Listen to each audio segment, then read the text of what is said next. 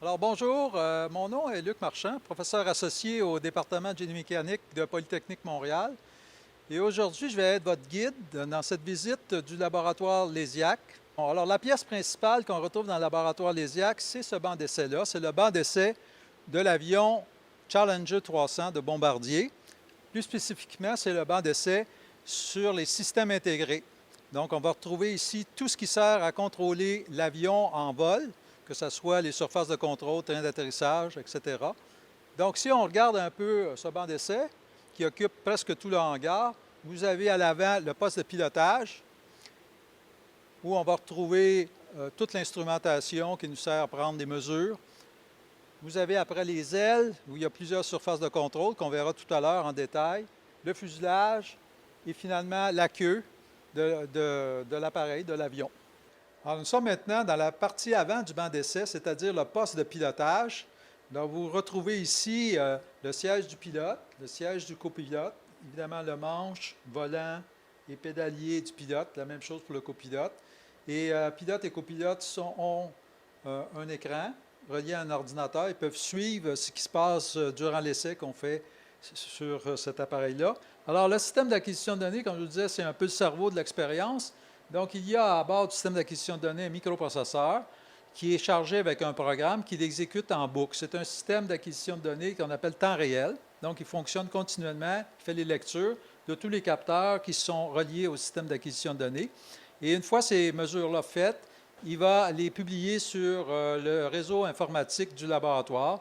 Et n'importe qui a le programme adéquat, le programme Veristan, peut lire, afficher, stocker sur disque les informations qui l'intéressent. Maintenant, nous sommes rendus derrière l'aile gauche de l'avion. On dit l'avion, même si c'est un banc d'essai.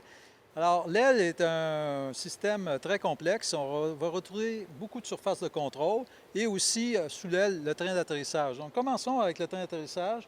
Vous voyez en dessous de l'aile ici le train d'atterrissage principal du côté gauche.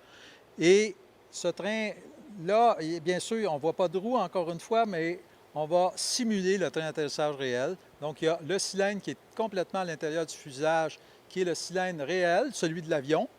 Et le gros cylindre noir qu'on retrouve ici, c'est celui qui sert à appliquer les charges de vol qui sont sur le train d'atterrissage. Il y a aussi plusieurs surfaces de contrôle sur l'aile. Donc, si je commence complètement à ma gauche ici, proche du fuselage, vous allez avoir commencé les déporteurs d'atterrissage. Déporteurs d'atterrissage interne, externe, ces deux surfaces-là, qui sont déployés uniquement lorsqu'on atterrit. Donc, lorsque l'avion touche à la piste, ces déporteurs-là sont déployés et ils servent, si vous voulez, à réduire la portance des ailes pour que l'avion reste bien collé au sol. Complètement au bout de l'aile, on va retrouver l'aileron. Donc ici, cet aileron-là, lorsque vous tournez le volant dans le poste de pilotage, ça fait bouger les ailerons. Et ces ailerons-là ont aussi des compensateurs, donc ces petites surfaces-là qui peuvent être ajustées pour bien, si vous voulez, ajuster la position de vol de l'avion lorsqu'on est en vitesse de croisière. Alors, nous sommes présentement au niveau de la queue de l'appareil. Donc, on peut voir ici à l'arrière le gouvernail de direction. Et ça, ici, c'est la queue elle-même. Alors, vous voyez que ce n'est pas vide. Il y a plein de choses à l'intérieur de cette queue-là. Donc, entre autres, ce qu'on appelle des bielles ici qui servent à transmettre les commandes qui viennent du poste de pilotage. Donc, les commandes qui viennent du poste de pilotage sont transmises par câble et lorsqu'elles arrivent dans la zone de la queue, juste en dessous ici, on va transformer, disons, les mouvements des câbles en mouvements de bielles. Donc ici, j'ai les deux bielles qui servent à activer les gouvernes de profondeur, alors des gouvernes qui servent à faire monter et descendre l'avion. On va aller les voir tout à l'heure. Et ici, il y a des bielles pour actionner le gouvernail de direction. Toute cette structure-là, ça représente le stabilisateur horizontal de l'avion. À l'arrière du stabilisateur, il y a ce qu'on appelle les gouvernes de profondeur, ou souvent dans le langage familier, on va appeler ça des élévateurs. Donc, les gouvernes de profondeur servent à faire monter ou descendre l'avion. Alors, j'espère que cette visite a pu vous intéresser, vous renseigner un peu sur ce qui est disponible au laboratoire Lésiac, et je vous remercie pour votre attention.